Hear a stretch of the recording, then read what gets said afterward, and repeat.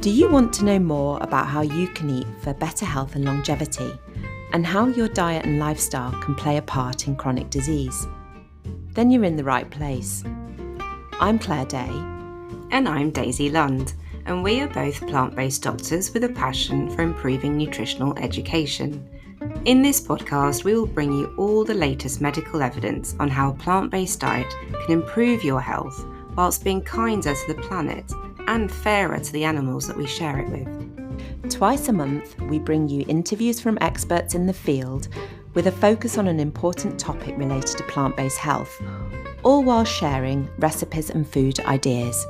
So, welcome to, in a nutshell, the Plant-Based Health Professionals podcast. Welcome to episode 9 of season 2. Today we had a really informative discussion with Jenny Chapman, a Churchill Fellow and food systems researcher. Jenny has a degree in biology from the University of Oxford and a master's in taxonomy from Imperial College London and a lifelong love of the natural world. Yes, her work has involved researching safe, healthy, sustainable and ethical protein sources. Jenny was awarded a Churchill Fellowship in 2023 to investigate the adoption, acceptance and trust of plant-based meat. And she recently published a report entitled Processing the Discourse over Plant-Based Meat, which is an essential read for anyone who's trying to understand more about the ultra-processed foods debate. Which includes us. It was great to be able to ask her more about her research, especially regarding the concerns and barriers there are to processed foods in general, and to get a clear view on the limitations of the Nova classification system. And ultimately, we loved hearing what researching the topic has led her to recommend. Yes, this is such a hot topic at the moment, so we hope you enjoy listening to the conversation as much as we enjoyed having it. Before we go to the interview, if you haven't done so already, hit the follow or subscribe button on your podcast app. This really helps other listeners find us and help us share these important discussions more widely. And if you have a spare minute after you've pressed the subscribe button to rate or review the podcast, we would be so grateful. Again, it helps the algorithms make these episodes more visible to people who haven't found us already. We would love to continue bringing you free episodes every week, so thank you for supporting us in this way. Now on to the show. So welcome to the podcast, Jenny. Can we start by telling the listeners a bit about yourself? So maybe something about your career background and how you came to your interest in food sustainability and the environment. Yeah, absolutely. Thanks so much for having me, Daisy and Claire. I've got a lifelong love of the natural world. It's kind of where this all started. Spent my childhood pottering around nature reserves and bird watching. So then it was really no surprise when I studied biology at university. And in the last couple of years, I've been working a lot on sustainable food campaigns in schools. It got me really interested in that intersection between food and sustainability. And also at the time, I was learning a lot about animal welfare and the realities of factory farming. And when I was working with schools on these food sustainability projects, I kept hearing how hard they were saying it's so hard to introduce things like meat-free Mondays or encourage school canteens to swap beef for lentils. So I thought it'd be really interesting to look more into these sort of like-for-like swaps that people can make in their diets to have more sort of healthy and sustainable food in their diets, but ones that don't really require so much behaviour change. So that's what led me to research plant-based meat. Right. So just going back a step there. So who were you actually working for then when you were doing these projects in schools? So I was running an organisation called the London Schools Eco Network, which is an organisation of sort of 40 or 50 schools across London who were all collaborating on sustainability projects. So that was working with the students, but also working with the staff as well. Oh, fantastic. Well, I mean, we actually found you through your 2024 report, Processing the Discourse over Plant-Based Meat. Can you tell us a bit about the work you're doing with the Churchill Fellowship and a bit more about what that is? Yeah, absolutely. So I was funded by the Churchill Fellowship in 2023 to look at sustainable and healthy food. So if you've not heard of it before, the Churchill Fellowship is a UK charity, and it supports people to bring about positive change by learning in other countries and bringing that learning back to the UK. So in my proposal to them, I said I wanted to look at conventional meat alternatives. This is something they haven't funded before, the Churchill Fellowship funds all sorts of really interesting projects looking at everything from social care to suicide prevention to kind of elderly people in the community. And I think this puts me in quite a unique position because I have no links to the food industry. And not that I think those links are in any way negative, but I know by some they can be seen to be. So I pitched my research idea to them that I wanted to look at a plant-based meat. And I pitched that I wanted to visit the Netherlands, Denmark, and Germany, because those are 3 countries that I identified from doing some preliminary research and speaking to lots of people in the space, the countries that were really having success in accelerating the protein transition, the shift from eating animal proteins to plant proteins. And then once I heard I'd got the funding, I started to narrow that focus of my research question. And I wanted to explore something that I was hearing more and more. And every time I talked to people about plant-based meat, I kept hearing people saying, oh, it's so ultra-processed. And I thought, okay, what's going on here? What's this concern? And why is it putting off people eating plant-based meat? So that's why I decided to focus in on that in my research. So before we actually delve into your report and your research, what we wanted to do was come back to the National Food Strategy and the UK Climate Change Committee and their goals for the reduction of meat production, which sort of puts this whole work into context, doesn't it? About why we actually want to reduce the consumption of meat. Can you set out for listeners what these goals are and why they should matter to your average consumer? Absolutely. Yeah. So the reasons for reducing meat consumption are really multifactorial. And firstly, I think one is land use. And at this point, I'd actually encourage everyone to just hit pause on the podcast and search online for a map that I think illustrates this really beautifully. So if you search for UK land use national food strategy, you'll find this incredible map that shows just how much of our land area in the UK and also in other countries is used in animal agriculture. And that's actually mostly land that's used to grow the feed to the animals. And that's because what's sometimes called eating up the food chain, so eating animals instead of plants, is incredibly energy inefficient. Because if you think about feeding a kilo of food to a cow, on average, 90% of that energy in that food is lost because the cow is going to be moving around. It's warm-blooded. It's going to be heating its body. So the reason that land use is really significant here is that, with taking the example of cattle, if we want to think about this as like growing 25 fields of wheat, for example, imagine burning 24 of them, not using that at all, and then just using that last field to feed humans. That's kind of what's happening when we're eating meat. It's staggeringly inefficient from a thermodynamics perspective. Instead, we could just eat those 25 fields of wheat. So that calorie conversion with cattle is 25 to 1, which is really quite stark. So that land use change, the fact that we're converting natural landscapes to animal agriculture, is also driving our biodiversity crises. The deforestation that's happening both in the UK and in other countries means that we don't have trees sequestering carbon. We've also got, continuing with the theme of sort of environmental concerns, water pollution. So I'm sure you might have seen recently in the news, the state of UK rivers is really at an all-time low, particularly some really interesting news reports looking at the Wye Valley and the runoff from poultry farms. In other parts of the world, the extraction of water for animal agriculture is particularly concerning in parts of the US, for example. And then there's also the chemical pollution that's associated with the pesticide and fertilizer use, which are also very, very energy intensive processes. So ultimately, I think for food security reasons, if we're going to be feeding a growing population more sustainably, we really need to be eating more plants and fewer animals. And growing crops for human consumption and eating them directly instead of feeding them to animals means that we can feed more people with less land. So those are outlining some of the reasons around why a shift from an environmental point of view is really important with meat consumption. So the two documents you mentioned, the UK Climate Change Committee, the CCC, they recommend a 20% reduction in meat and dairy by 2030 and a 35% reduction by 2050. The National Food Strategy is a really holistic document. There's 14 recommendations in it. It's all about building a better food system. So some of those recommendations touch on sustainability. Some of them are about health. Some look at sort of innovation in the food system. Lots of them are about social change. But yeah, why does this matter to your average person? And I think there's two things to touch on here. Firstly, individual health. So the science is clear that eating meat increases the risk of an early death. The World Health Organization is clear that processed meat is carcinogenic and red meat is probably carcinogenic.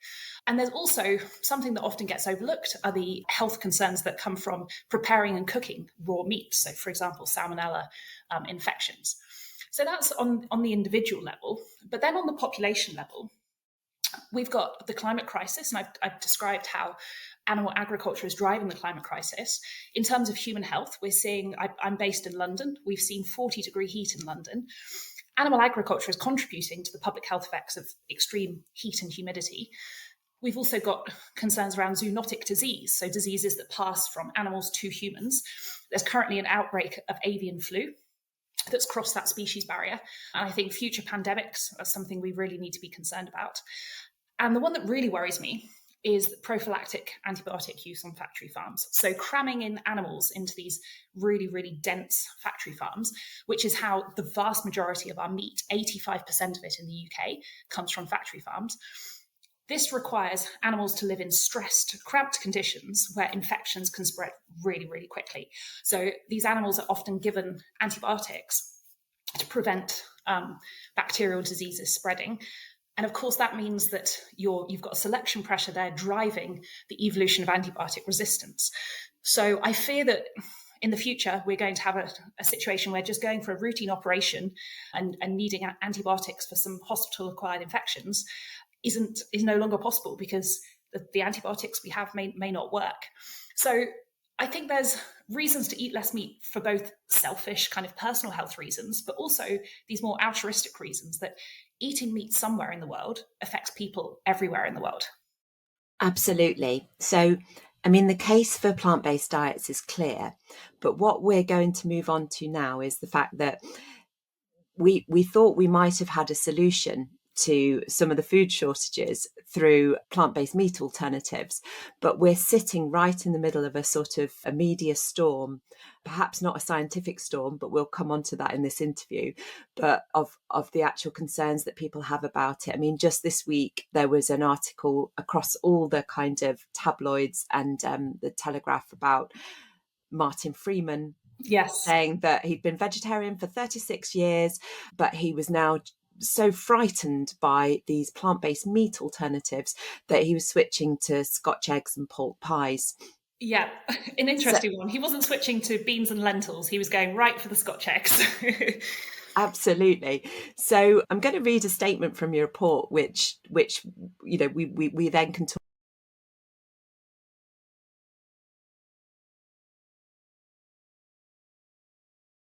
That plant-based meat products are unsafe and unhealthy. Such concerns are not rooted in science. They discourage consumers from eating safer and more nutritious foods and jeopardize progress towards meeting climate and biodiversity goals. So there's a lot that we want to ask you about the above statement. But firstly, we're going to ask you to define ultra-processed foods and processed foods, and just if we can set that out first. Absolutely, and that's so important to do because that definition is the crux of all of this. So the definition that is most widely used, and I've honestly that there are others that exist, but I've only seen them mentioned in some kind of quite niche literature. The definition of processed food and ultra-processed food that is being used today in general conversations and in the media and in nutrition science comes from a Brazilian academic called Carlos Monteiro. So Carlos Monteiro, in the early 2000s, developed something called the NOVA scale. So NOVA means new in Portuguese. And he did this to identify where a food was made. And he developed this in response to a variety of concerns in his native Brazil. He was, for example, concerned that people weren't cooking together so much. He was concerned that people weren't sharing meals in the home together as much. He was concerned about the indigenous food culture, the diets that people sort of traditionally were eating were being replaced by some more Western diets. So he was concerned about a wide variety of issues. He was also concerned about some aspects of public health, looking at diabetes and obesity rates in Brazil. And he wanted a framework that identified this group of foods that he felt was responsible for all of those concerns that I've just listed. So he came up with a way of identifying foods that are made in factories. So the NOVA scale that I mentioned has got 4 categories. These are sometimes referred to as just NOVA 1, 2, 3, or 4, but sometimes they're given their titles as well. So I'll explain those with some examples. So NOVA 1 is unprocessed or minimally processed foods. So this might be an apple. Okay, perhaps you've sliced it in half, but you've not cooked it, you've not added anything to it. Processed culinary ingredients is Nova category 2. So this might be some salt or some olive oil or some lard. You've then got category 3, which is processed foods. So this one's a little bit vague, but basically it's kind of taking elements of category 1 and category 2 and then combining them, perhaps by mixing them or chopping them or heating them or frying them, for example. But the key thing here is that this is something that's being done in a small kitchen. So that could be at home, or it could be in a small cafe or something like that. So an example there might be a homemade chocolate cake. So then we've got Nova category 4, and this is where this phrase ultra-processed food comes from. Now, the actual definition for this, I won't read it out now because it's 5 paragraphs long, but I do encourage everyone to find this online and have a look, because reading through this is really key to understanding where all of the misunderstanding in this debate comes from. But essentially, what this Nova category 4 definition is doing is that it's identifying foods that are made in factories. So whereas a Nova 3 chocolate cake might be one that you've made at home, a Nova 4 chocolate cake is one that's been made in a factory. And a phrase that jumps out for me is that it talks about aspects of food formulation, which is the ingredients used, and aspects of food processing that have, quote, no domestic equivalents. Of course, this is a little bit subjective. What you do in your kitchen might be a bit different to what I do in my kitchen. But that definition looks a lot at ingredients. So I feel like the term ultra-processed food is perhaps a little bit misleading because food formulation and food processing are 2 very different things. It also considers how a food is marketed and how a food is packaged. So there's lots of considerations that are going into this, but ultimately it does a reasonably good job of identifying if a food is made in a large factory versus a small kitchen. Got it. So when you were researching this report, you presumably looked at the studies then that unpack what's happening with food processing and between those 4 categories, although there are other classification systems available. Can you maybe talk us through what you think are the most relevant studies that support your report? Yeah, absolutely. So there's a handful of studies that I feel give a really good overview of what the science is saying and where some of the misunderstandings are. So I'll talk through about 5 of those. So one of the key things I want to highlight is that Montero's definition of ultra-processed food is subjective and it's not able to group foods on the basis of nutrition. That's totally understandable because that's not what Montero wanted to do when he came up with the framework. And the clue is right there in the title of his seminal paper from 2009, which is called "The Issue is Not Food nor Nutrients so much as Processing." He never intended for the Nova categorization to be used to group foods into an unhealthy category or a healthy category, and he never intended for this to be used in nutrition science. So one of the studies I think that illustrates this really, really nicely is by Hess et al. From 2023, and it was published in the Journal of Nutrition, and it's called Dietary Guidelines Meet Nova. And what they do in this paper is that they outline that it's possible to eat a healthy diet where 91% of the calories, in the case that they identified, come from ultra-processed foods. And they showed that diet can receive a really high diet quality score. They were using the HEI, which is the Healthy Eating Index, to quantify how healthy that diet was. And I'll give an extreme example, kind of linked to what I was saying when I was outlining those 4 categories. I mentioned that lard would come under processed culinary ingredients, or Nova 2, and that a homemade chocolate cake would be Nova 3. However, a meal of some baked beans with no added salt and sugar on some wholemeal toast with some margarine would be a Nova 4 ultra-processed meal. So you can see that those categories are not really matching the nutritional quality of a food or a meal, and that's because that's never what they were intended to do. So that makes total sense. Another set of studies that I mentioned in my report are cohort studies. So we've seen hundreds of cohort studies that have been conducted into looking at the links between health and ultra-processed foods. So to take one example, Gomez-Donoso from 2020 that was published in the European Journal of Nutrition was looking at ultra-processed food consumption and the incidence of depression in a Mediterranean cohort. So they found that participants in the highest quartile of ultra-processed food consumption had a higher risk of developing depression than those in the lowest quartile.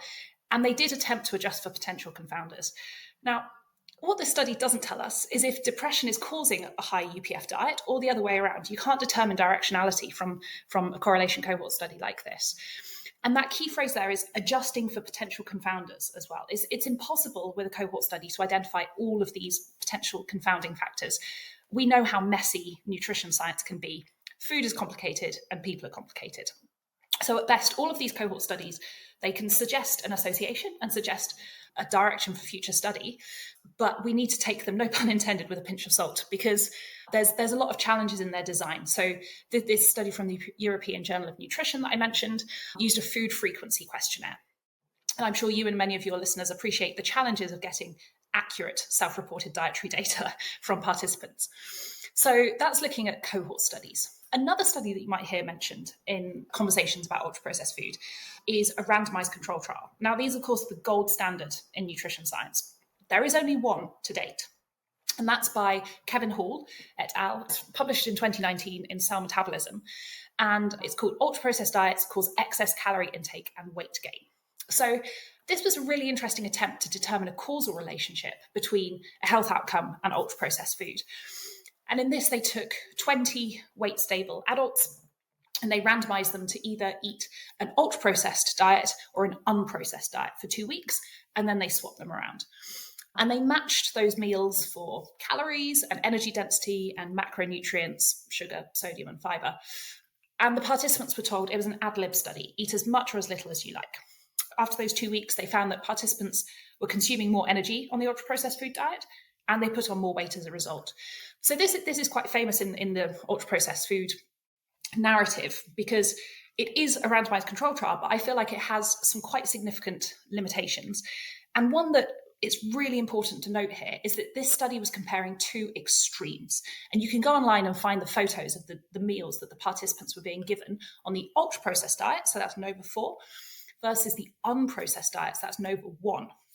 So we're not actually here determining if the processing in itself is an issue, because what I'd really love to see is an RCT that compares a Nova 3 diet and a Nova 4 diet. So a homemade mac and cheese versus some mac and cheese from a box. Kevin Hall was asked about this. He apparently said it would have been too expensive to conduct, which I quite frankly find baffling that given how expensive RCTs are to fund, and this was being funded by the NIH in the US. But perhaps that's something for a future study.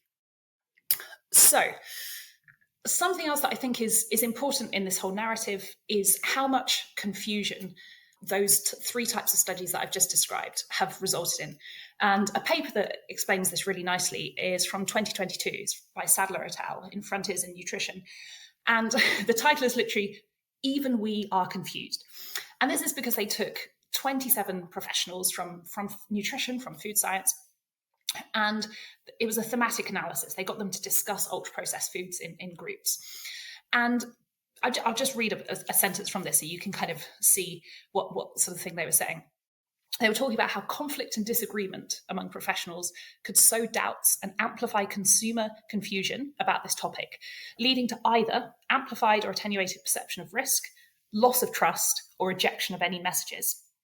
So there's this concern within certain facets of the nutrition science community that the debate is getting quite polarized, that there's a lot of confusion, and that there's not kind of wide consensus.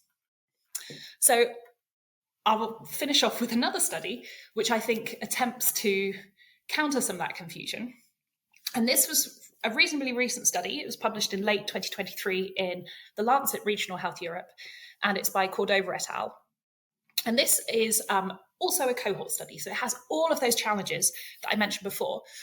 But something it does that I think is interesting that previous studies didn't try to do was that it attempted to recognize the fact that there's this incredible heterogeneity in the ultra-processed food category.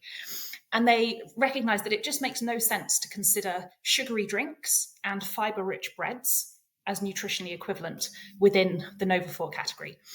So this study was looking at ultra-processed food consumption, and it was looking at multimorbidity, looking at cancer and cardiometabolic disease. And what they did was they looked at these subgroups of ultra-processed food. And they found that overall, ultra-processed food there was an association with cancer and cardiometabolic disease. Again, we can't say if it's the cancer diagnosis that's driving the UPF consumption or the other way around. But what was really key in this study was that the association was strongest for animal-based products and artificially and sugar-sweetened beverages. And they looked at breads and cereals and plant-based alternatives and found that those two groups were not associated with risk. So I'd love to see more studies appreciating that this ultra-processed food categorization is just a real jumble of different foods. And if I may, I'd love to just mention one more that kind of underpins all of the work into ultra-processed food. And it's linked back to your question about the definition of UPFs. And if you do go away and have a look at that definition, you'll see that it's a subjective definition. It has phrases like some of or mostly. And I touched on this when I talked about the paper where nutrition scientists were confused about the whole debate. But there was a paper by Bresco et al. In 2022 in the European Journal of Clinical Nutrition. And it was asking, how functional is the NOVA system? And it showed that basically nutrition scientists do not agree to a statistically significant effect what is an ultra-processed food and what is not.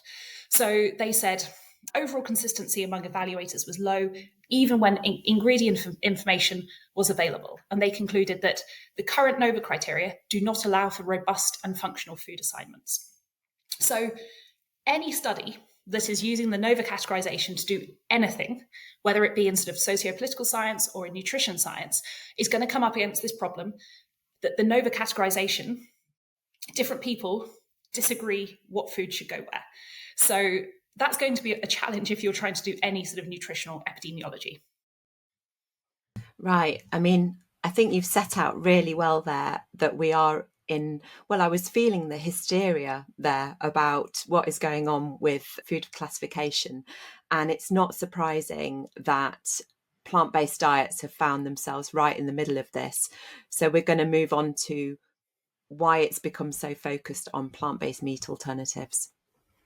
I was just going to ask you, Jenny, before we go on to plant-based meats, which I know is the focus of your research project, but having given us an overview of the confusion and the issues surrounding the science, I know this is a very oversimplified question, but what would be the solutions? How can we actually clarify things better in people's minds? Yeah, totally. Where do we go from here?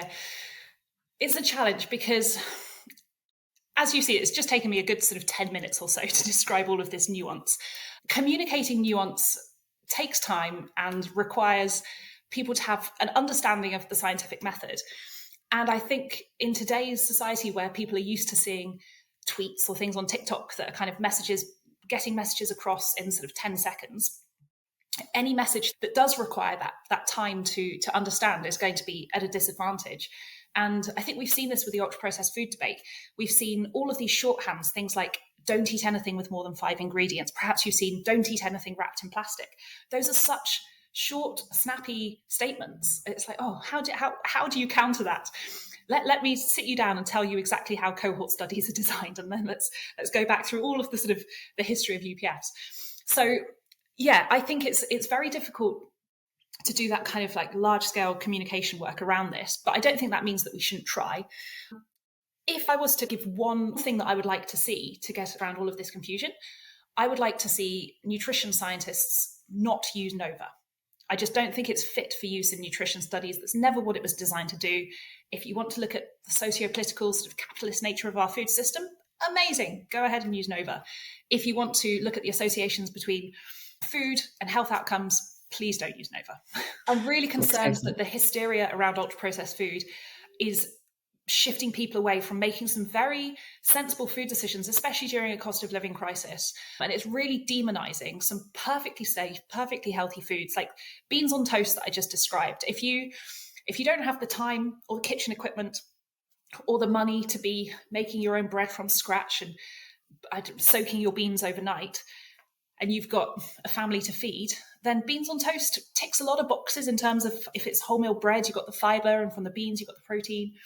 So I'm really concerned that you see people getting really concerned, looking at ingredients lists and saying, oh, should I eat these biscuits or these biscuits? And I just think, unless you're coming at this because your concern is whether something is made in a factory or not, the nutritional aspect of this is really, really getting mixed up with the debate. Yeah, absolutely. So let's drill down on some of the practicalities, I guess, for listeners. So if we start with plant-based meat alternatives, I know that was the focus of a lot of your project. Can you just give us an idea of what the plant-based meat alternatives are and how they're categorized? Absolutely, yeah. So plant-based meat, these are products made from plant proteins, often soy or pea, sometimes wheat. And then you've got products made from fungal proteins as well. And these are products that have been developed to have the organoleptic properties of meat. So that's things like having a similar texture, a similar smell, a similar taste, similar mouthfeel. And these products, in this instance, are things that have been developed to be a like-for-like replacement. So I'm not here talking about beans, whole beans. I'm not talking about tofu. I'm not talking about your kind of like bean burgers of yesteryear. I'm talking about things like swapping beef mince for soya mince. I'm also, in my research, I haven't considered cultivated meat. I'm fascinated by it. I think it's going to be something that's potentially revolutionary, but I've focused on these like-for-like plant-based meat replacements. And as to whether they're UPFs or not, they absolutely are.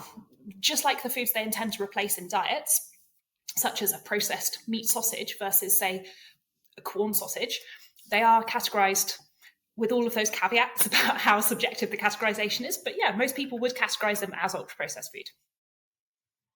Yeah, okay. And just going along that same sort of line, quite often, and I'm guilty of this, I look at a package and like you just said earlier, you see a long list of ingredients and I think, oh, that can't be good. And you hear that quite often. Is that sort of that thinking wrong? I mean, I would buy soya chunks, for example, or TVP, because I look at them like, oh, well, that's just one ingredient. That's better for me. Is that a wrong way of thinking? I'm not here to say anyone is wrong about food. Food is so fiercely personal and individual. I don't want to tell anyone that their food choices are wrong or right. But I'd like to pose a question to you. How do you define the word ingredient? Good question. I don't know. Yeah, I guess, sometimes you see a list of ingredients and you don't recognize them. I suppose that's the thing, isn't it? So when I go into a shop and I see, even if it's processed, as I say, I do like soya chunks and I know that they are a processed food, but I look at it and I think it says soya bean. And I think, Yeah, well, I recognize that and I like that and yeah, I'll buy definitely. it. But then I guess by the same token, there is a processed meat alternative that has some ingredients I just don't recognize, and Yeah. therefore I'm less likely to pick that one up. And I wonder whether that's Yeah, and I definitely found in my research that this idea of sort of food neophobia is really, really powerful. So things that we don't recognize or things that are novel, there is a real sort of evolutionary drive to shun those foods until we know that they're safe. So I think there's a lot of work that can be done to increase familiarity with these groups of foods, because that familiarity does come with time. If you look at where plant-based milks are today versus 10 or 15 years ago, we've seen a massive shift. And your question about ingredients, I think, is so interesting. I think ingredients lists are a really poor measure of what is actually in a food. So let's take some minced beef, for example. Beef cells contain, because beef has come from an animal, it's made of cells just like you are and I am.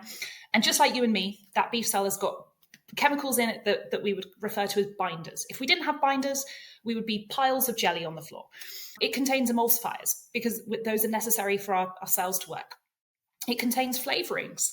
And these are all molecules that are inside the cells or maybe in between the cells, but they're not on the ingredients lists, because our ingredients lists are much more of a reflection of legally what food companies need to tell you is in a food than the molecular makeup of a food. So you can have a plant-based product that, yes, has got a sort of ingredients deck of like 20 different ingredients, whereas your beef mince has just got the word beef on it.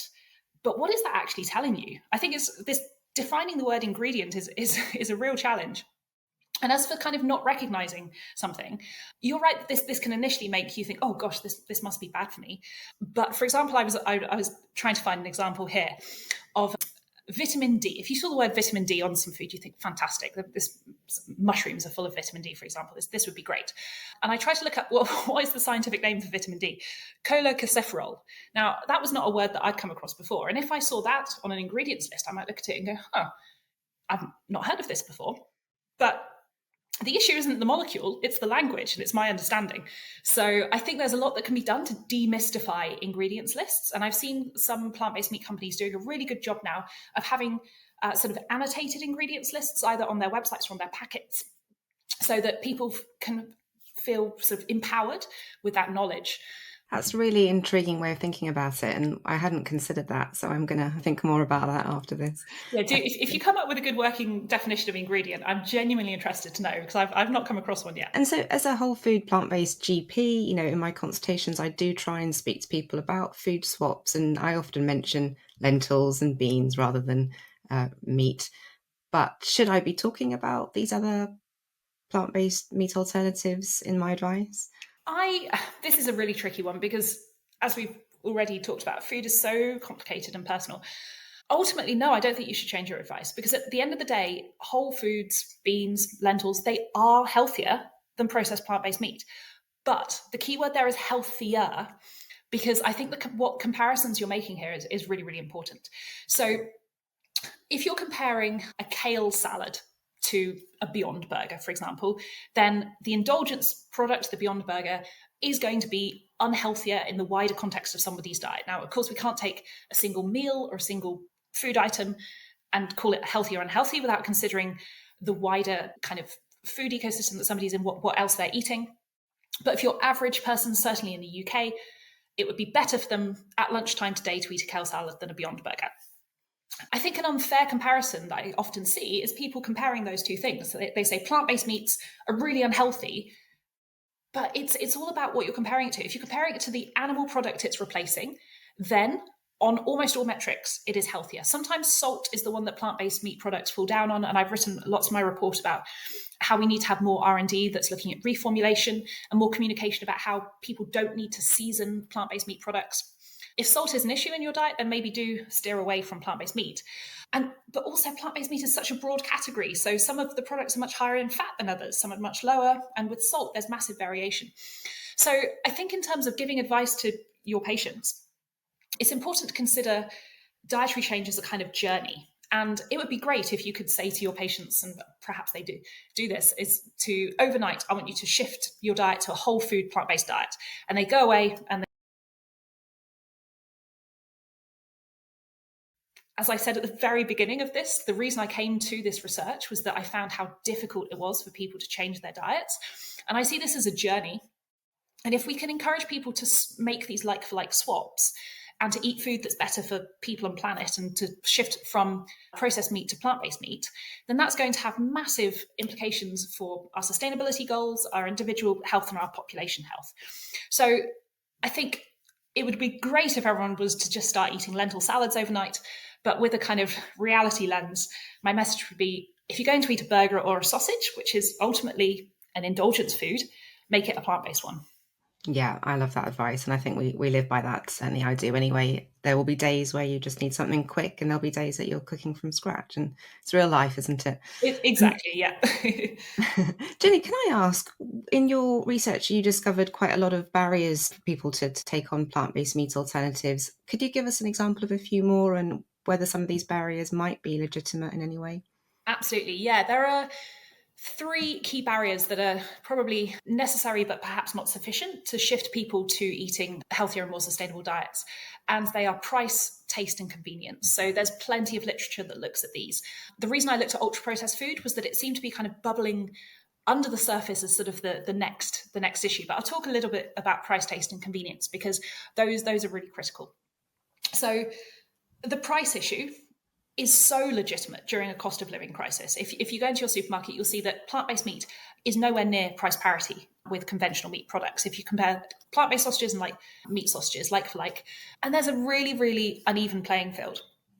And studies have shown that if government subsidies were realigned, plant-based meat would actually be much cheaper than conventional meat, which just makes total sense from a thermodynamics point of view. You're growing plants and you're eating them directly. You're not growing acres of crops, feeding them to animals who are then inefficiently converting them into meat.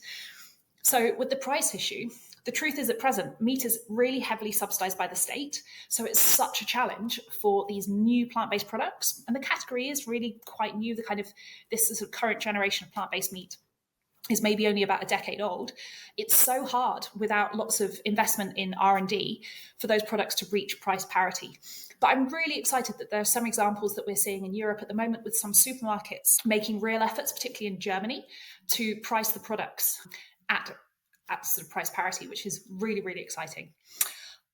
The second was taste. And I don't have much to say here because this is such a matter of sort of personal taste. But again, there's lots of new products coming onto the market. There's lots of really exciting R&D happening to use, for example, sort of fermentation products and fungal ingredients to add that sort of umami taste. Me personally, I think they're delicious, but of course, this is up to the taste buds of the consumer. And the last one is convenience. So price, taste, and convenience. The reality is that if that option isn't there to eat a plant-based product when you go into a canteen or you go into a restaurant or you go into a supermarket, you just can't include it in your diet. So I want to use the example of the Greggs vegan sausage roll, the infamous Greggs vegan sausage roll. And I think that's just been pivotal in showing that we can have a product that is reasonably priced, it tastes great, and there's the convenience there. It's right next to the conventional sausage roll. If you do go into a Greggs, it's actually often the one that's sold out. Now, I am not here suggesting that we all go and eat Greggs sausage rolls all the time, but I just think that one product has done so much for showing that plant-based products can have price, taste, and convenience. And of course, that is an ultra-processed product, but then so is the meat counterpart. So yeah, I think the legitimate, as you asked, barriers here, price, taste, and convenience. But I would argue that our sort of understanding of this hysteria around ultra-processed foods is also a really key barrier. Yeah, so I was just going to say that your report in its entirety is just over 40 pages long if you exclude the glossary. So I actually think it's really readable for people. And we're going to put a link in the show notes. But if you were to highlight some of the key recommendations for various bodies and organisations, particularly maybe health professionals, could you set them out here? Absolutely. Yeah, I'll give you the kind of select highlights, but it's really kind of you to mention the report. And it is, the first bit of the report does touch on all of this nuance that we've been discussing. But what I really wanted to do with the report was to offer suggestions to lots of people in the food space, as you say, from government to academics to the media to schools, of how we can shift to healthier and more sustainable diets. So I'll pull a couple out. So I think one that is key that we've touched on is to do with price. So I would love to see government realigning existing taxes and existing subsidies so that food that is both healthier and more sustainable is made more affordable. So just yesterday, I went to the House of Lords to the Select Committee inquiry in food and diet and obesity, and they're looking at ultra-processed foods at the moment. And some of the witnesses were talking about their lived experience of food poverty. And it just really hit home that if you are poor, it is just so much harder to eat food that's both better for you and better for the planet. So I think it would just be fantastic if the government could really have a long, hard look at where the existing taxes and subsidies are and realign those so that we can support people to choose diets that are healthier and more sustainable. One other thing with the government is that I feel very, very strongly that we should not have an ultra-processed food label on food packaging. I think that given, as we've said, it's very difficult to define what this term means. The consumers think that it means that a food is unhealthy, but as I hope I've explained, that's not necessarily the case. So I am really against putting UPF labels on foods. Another stakeholder that I've spoken to in my report is the media. I think it'd be so powerful to see media outlets, TV, newspaper, adverts, the radio, actively promoting plant-based foods and diets.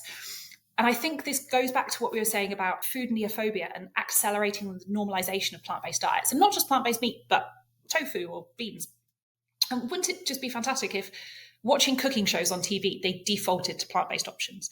So I think there's a lot of work that the media could do there. And also, given, as we've said, social media is very powerful here too, I think it'd be great for social media influencers, particularly sort of ones that call to sort of more masculine audiences, to counter ideas that healthier and sustainable diets are less manly. This is something I kept coming across and I think is really interesting, but very, very challenging to work in that space. Another stakeholder that I've provided some recommendations for, chefs and catering colleges. It'd be incredible to see chefs trained to cook with plant-based meat and tofu and textured vegetable protein, and for that to be part of catering schools' curricula. Also with education, having worked a lot with schools in the past, I think it'd be really powerful to see school-aged children visit a wide variety of food processing facilities. So that could be anything from plant-based meat factories and fungal fermentation plants to slaughterhouses, so that they could get this idea of where does our food come from. I think there's a real disconnect between imagining where food comes from and seeing it in a package in the supermarket. And what happens in between? Not really sure. This is something that Denmark does particularly well. They actually have an abattoir with a viewing gallery. Wouldn't that be incredible to take a school group or a school visit there? Lastly, as I've mentioned in academia, I want to see nutrition scientists stop using NOVA. It's, as I've said, designed for use in socio-political science, not nutrition epidemiology. And instead, I want to see academics using quantifiable metrics of food that relate to either formulation or specific aspects of processing. Because as I've described, that UPF categorization considers so many different aspects of the food, it's really unfit for use in nutrition science. And then you asked about healthcare professionals in particular. One of my recommendations particularly speaks to that community. I think it'd be amazing to have some free government-funded evidence-based training for health and food professionals. Here I'm talking about nutritionists and dietitians, and basically anyone who works in food, be that in the commercial setting or a public health setting, to understand what all this nuance is. So what is the history of the NOVA classification? How do nutrient profiling models work? How is nutrition science conducted? How do we interpret nutrition science? And particularly things like, what does it mean if nutrition science is funded by industry? What does it mean if nutrition science is funded by an unrestricted research gift? How do I interpret conflict of interest statements? Because these are things that I kept seeing in my research, that perhaps if the community had a better understanding of this, then some of this nuance would be better, easier to understand. Jenny, I mean, that I think would be incredible, because there are some prominent voices in the medical profession right now that are very sort of anti-processed food, and I think education and understanding the nuance would be really important. Yeah, and I think there's lots of very well-meaning people who are promoting this idea that ultra-processed foods are uniformly evil. And I think that, as I've said, I think that blanket message is quite damaging. But I also just want to highlight that when somebody, throughout my research, I found that when somebody was saying, I do not like this food because it is ultra-processed, that could mean I've got a list of about 30 different things somebody might have a problem with if they don't like a food because it's ultra-processed.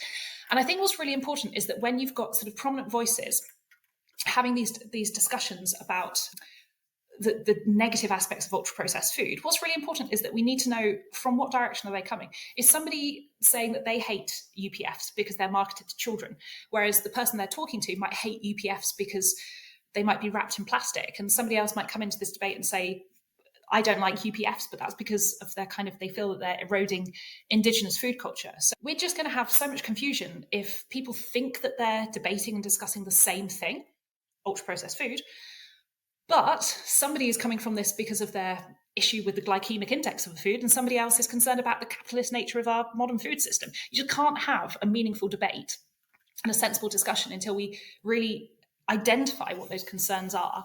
So I'd like to see some of those more prominent voices in the space be much more specific about their concerns with food, because, as I've said, I feel like these debates and these messages are really demonizing some very sensible food choices. Yeah, absolutely. I'm going to maybe ask one of the more difficult questions now. So moving on from the recommendations that we can make from the studies that are already out there. Now, I think you've already set out that doing randomized control trials with food is really difficult. It's really difficult. You mentioned that phrase, they got 20 weight stable adults. And I was thinking, who are these people? They must be very difficult to identify for a start.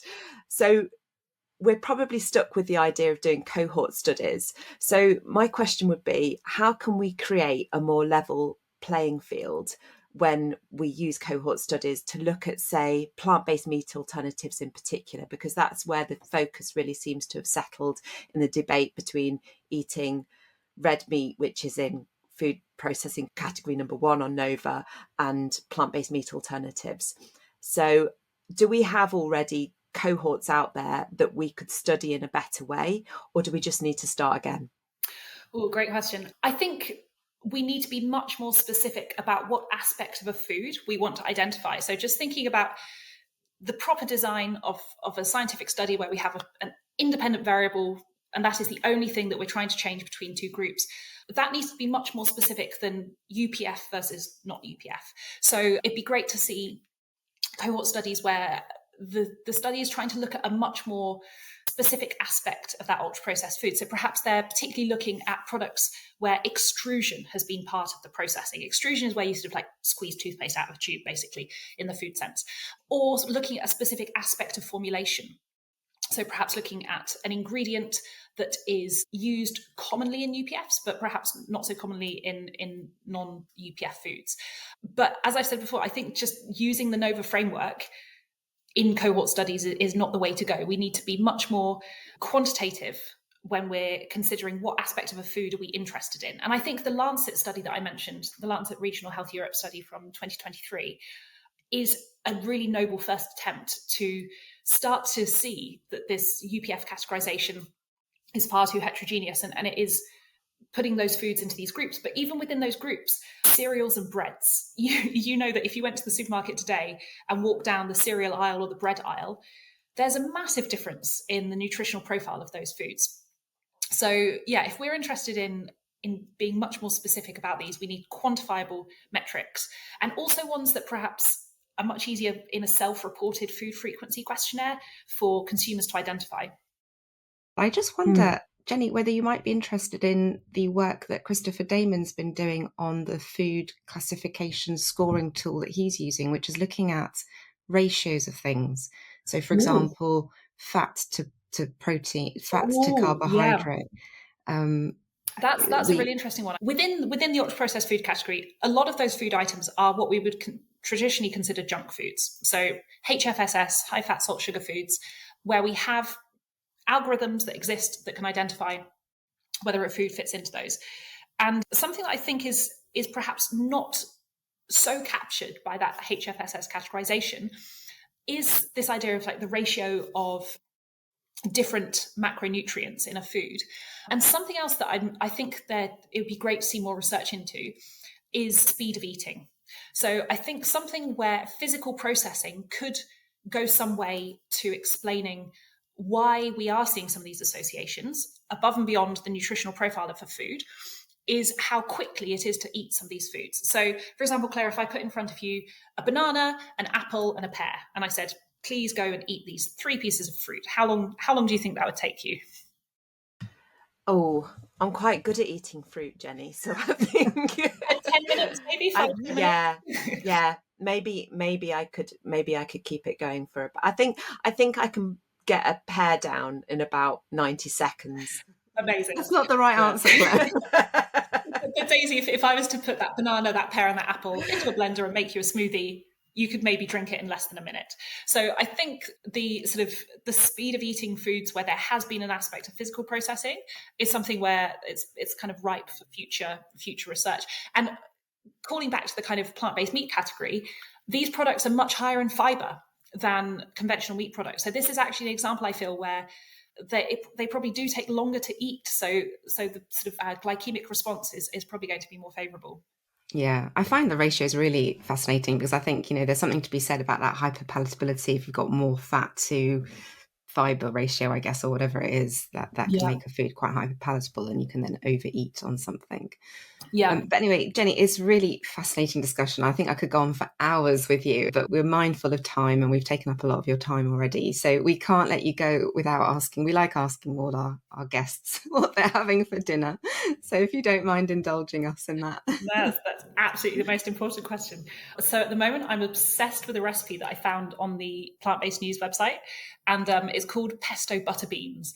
And you make this incredible sort of silky sauce from some soft tofu and nutritional yeast with some basil and some vegetable stock. And then you mix it with some leeks that you fried and some butter beans.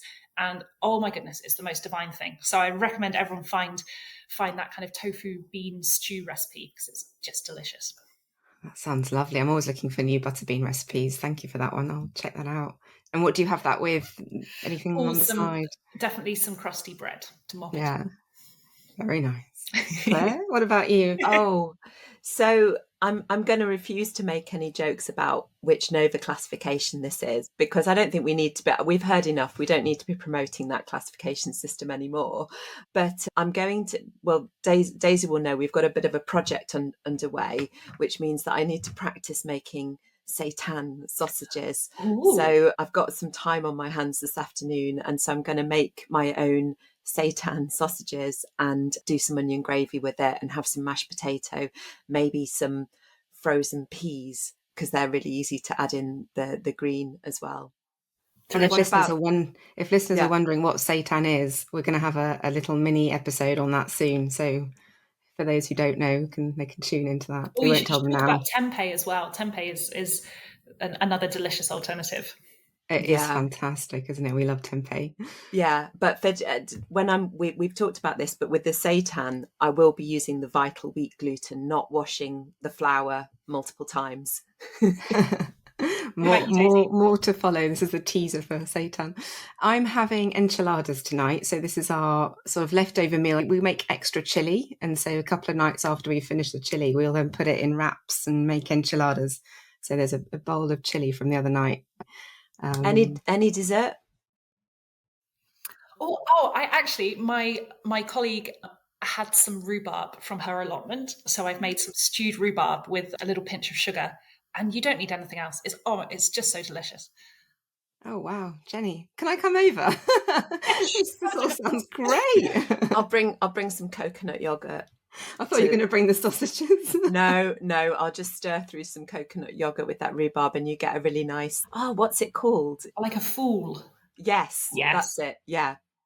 Lovely. Oh, brilliant. Well, listen, just want to say thank you very much once again. We've really enjoyed speaking with you. If people want to connect with you and know more about the work you're doing, where can they find you? Yeah, thank you so much for your time. So my report is available on the Churchill Fellowship website. If you search Jenny Chapman Churchill Fellowship, you will find it. And you can follow me on LinkedIn. I post about sustainable food reasonably regularly there. So yeah, love to connect. Thank you, Jenny. Thanks very much. Thank you. Thank you.